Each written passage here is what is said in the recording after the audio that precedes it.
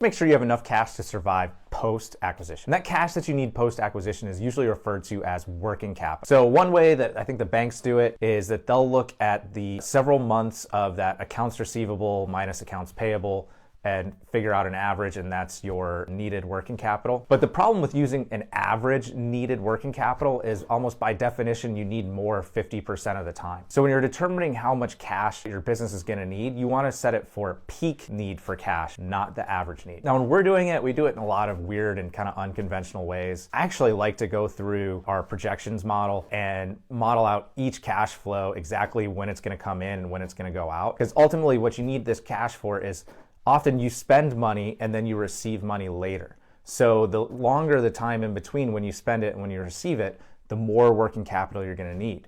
If you get paid ahead of time for all your jobs, you don't really need much working capital at all because you're getting paid first. So one thing I like to do, it's kind of unconventional, is that I go through that model, I go through line by line, when's money coming in, when's money going out, and I figure out what the negative cash flow is gonna be for those first few months if there's a delay. And I look at the peak, the worst case scenarios. So what are the time periods where I have the least cash coming in and I have the most cash coming out?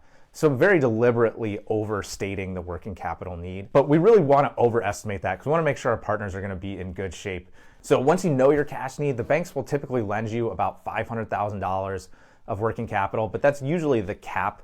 If you find a business needs more than that, say you need $1 million, $1.5 million, say you have a 90-day cash collection cycle, that's when you can get into those 7-figure needs, then it's gonna need to come from the seller. You either wanna make sure you negotiate that up front when you're buying the business, that it includes the needed working capital. You might need to do a seller note. We've done deals where we've gotten $1 million of accounts receivable on a 10-year note. So we get $1 million cash in the bank day one from the seller. We get $500,000 from the bank. We've got $1.5 million cash in the bank from our first day of business. That's one way to do it. The other way is just to raise the price, and essentially you're financing that through the bank, but you got to make sure that the appraisal is going to go through. So knowing your working capital need is the difference between staying in business and going out of business.